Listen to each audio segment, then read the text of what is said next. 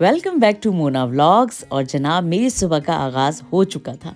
सुबह का आगाज़ हमेशा कुछ इसी तरह होता है, कॉफ़ी पी जाती है बेकरी आके और उसके बाद अपना नॉर्मल के रूटीन के काम जो है ना वो स्टार्ट हो जाते हैं।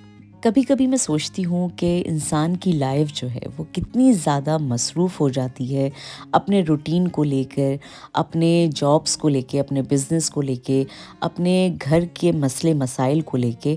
हर इंसान बड़ा ही परेशान रहता है और सोचता है कि कुछ थोड़े से फुर्सत के लम्हे मिल जाएं जिसमें वो सुकून से अपने लिए सोचे या अपने आप को टाइम दे सके। एक दफ़ा मैंने अपने वालिद साहब से पूछा कि अब्बू, अगर आपको दोबारा से जवानी मिल जाए तो आप क्या करेंगे? तो अब्बू ने बड़ा ही दिलचस्प जवाब दिया। कहने लगे कि शायद मैं भी तुम्हारी तरह एक मशहूर व्लॉगर होता, या हो सकता है मैं एक ट्रैवलर होता। मुझे भी मुल्क मुल्क शहर शहर घूमने का बहुत शौक था, मगर अपनी मसरूफियत की वजह से मैं अपने लिए टाइम नहीं निकाल सका। इसी तरह एक दफ़ा मैंने अपनी वालदा से पूछा। मैंने कहा, अम्मी, अगर आपको दोबारा से जवानी मिले तो आप क्या करेंगी? पहले तो अम्मी हंसी में टालती रहीं कि अब क्या जवानी हमें मिलेगी, मगर मेरे बार बार इसरार पे उन्होंने इसका जवाब दिया। अम्मी कहने लगीं कि भाई, अगर मुझे दोबारा से जवानी मिले और मुझे दोबारा से पढ़ने का मौका मिले तो मैं डॉक्टर बनूंगी। भाई, मुझे तो बड़ा ही शौक था डॉक्टर बनने का, मगर उस ज़माने में बड़ी जल्दी शादियां हो जाती थी जिसकी वजह से मैं ये अपना शौक पूरा नहीं कर सकी। मैंने कुछ देर अपनी माँ की शक्ल देखी और अम्मी से बड़े ही प्यार से कहा। मैंने कहा, अरे वाह, मेरी माँ भी फिर डॉक्टर होती। ये वो बातें हैं जो कि इस ज़माने में रहते हुए मैंने अपने वालिदैन से पूछ ली। क्या आपने कभी अपने वालिदैन से ये सवाल पूछा है कि वो अपनी जवानी में क्या करना चाहते थे? अगर नहीं पूछा तो ज़रूर पूछें।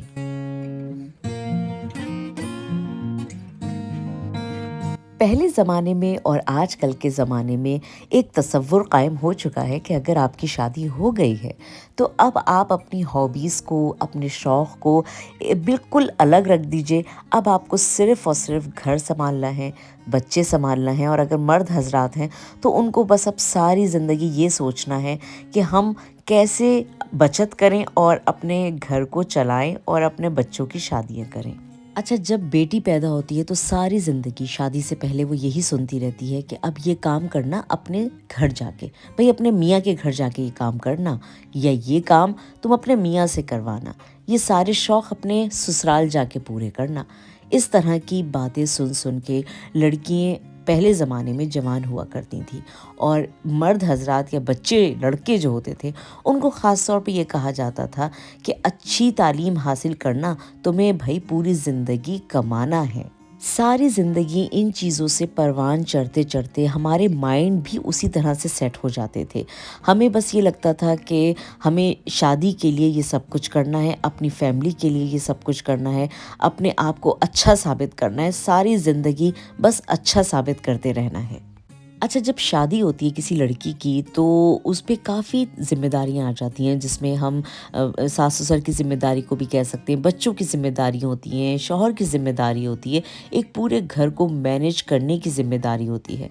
इसी तरह शौहर जो होता है उसके ऊपर भी यही ज़िम्मेदारी होती है कि उसको पूरे कुनबे को लेके चलना होता है। उसकी ज़िम्मेदारियाँ, उसका मेडिकल, उसके घर बार, उसकी ज़रूरियात, इन सब चीज़ों को पूरा करना होता है। इन सब ज़िम्मेदारियों के बोझ तले हम लोग अपनी हॉबीज़ और अपने शौक़, अपने काम, बहुत सारी चीज़ें अपने आप पे ख़ास तौर पे तवज्जो देना बिल्कुल भूल जाते हैं।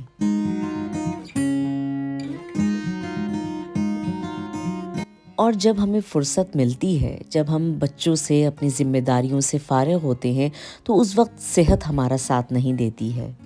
ज़िंदगी का थोड़ा बहुत तजुर्बा हासिल करने के बाद मैं इस नतीजे पे पहुंची हूँ कि ज़िंदगी एक बहुत खूबसूरत तोहफ़ा है। इसको अच्छे तरीक़े से गुजारना, इसके हर लम्हे को भरपूर तरीक़े से इंजॉय करना हर इंसान के ऊपर फ़र्ज़ है।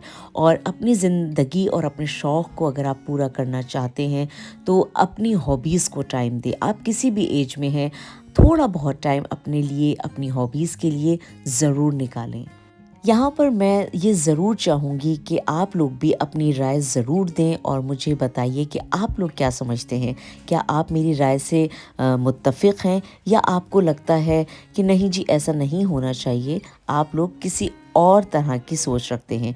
तो प्लीज़ अपनी जो राय है वो कमेंट्स में मुझे ज़रूर बताइएगा। मैं आप लोगों के कमेंट्स का वेट करूँगी।